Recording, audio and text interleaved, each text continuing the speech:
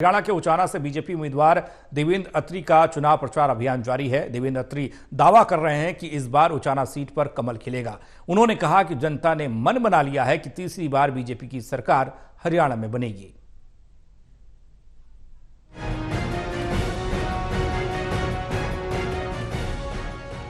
Uchana seat से BJP के उम्मीदवार देवेंद्र अत्री ने विधानसभा के अलग अलग गांव में चाय पर चर्चा की।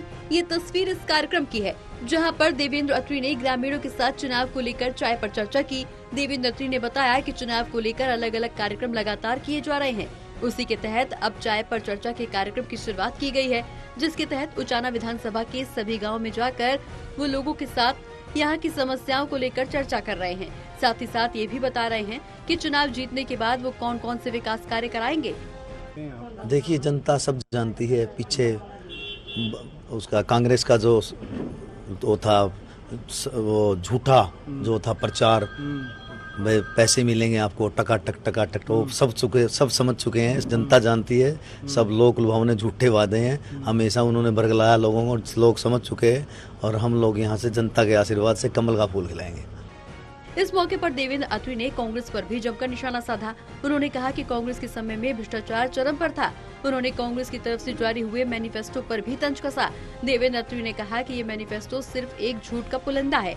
उन्होंने कहा कि मैनिफेस्टो के जरिए कांग्रेस हरियाणा की भोली भाली जनता को गुमराह करने के अलावा और कुछ नहीं कर रही। बिल्कुल आप ठीक कह रहे हैं। लॉलीपॉप है, हर व्यक्ति जानता है, हरियाणा के हर व्यक्ति को पता है और उचाना तो जानता ही है।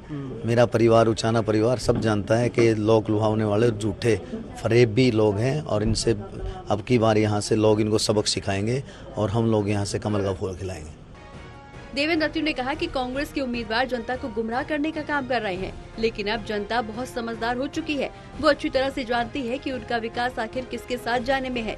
उन्होंने कहा कि कांग्रेस के नेताओं ने विधानसभा में जनता को बांटने का काम किया, लेकिन जनता अब अपने बच्चों के बेहतर भविष्य के लिए एक बार फिर बीजेपी को जिताने जा रही है। उचाना से प्रणय शर्मा की रिपोर्ट।